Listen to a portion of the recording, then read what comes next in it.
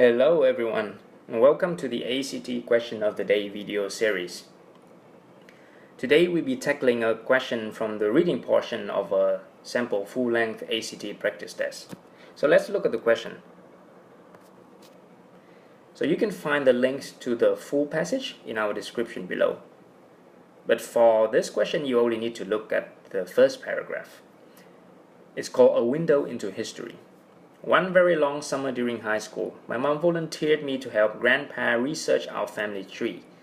Great, I thought, imagining hours spent pawing through dusty, rotting boxes and listening to boring stories about people I didn't know. You'll be surprised, my mom promised.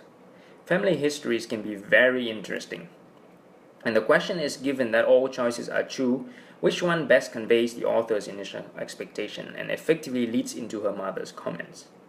So as usual, you have choice A, which is no change, and then you have B, bonding with the grandfather I barely knew, C, remembering fun times I had with relatives, and then D, trying to operate an unfamiliar machine. Alright, so the first step in tackling these kind of questions is, well, it sounds obvious, but understand the question, right? So there are two key points here. Best conveys the author's initial expectation. The choice has to do that. And then it has to effectively lead into her mother's comments.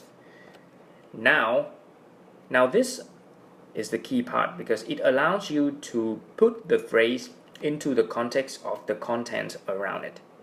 And you'll see that her mother's comments is, you'll be surprised that family histories can be very interesting.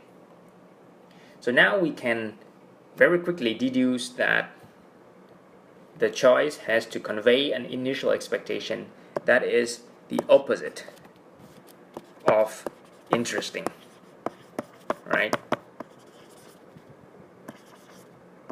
So therefore, the author is most likely expecting to be bored, to be disinterested. Now you can see that choice A is currently a good choice because it very directly and explicitly expresses that, listening to boring stories about people I didn't know. Now, bonding with the grandfather I barely knew, that's unclear, it's ambiguous. We don't know if that's an expectation of being bored and disinterested or not, right? C is too optimistic, remembering fun times I had with relatives. And then D is, well, in this case, again, ambiguous and somewhat unrelated to this context and question.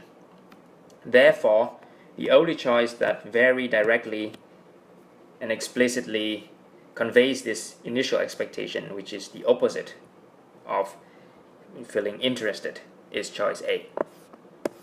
Alright? Okay, I hope that was clear. So that's it. That's our ACT question of the day. And thank you.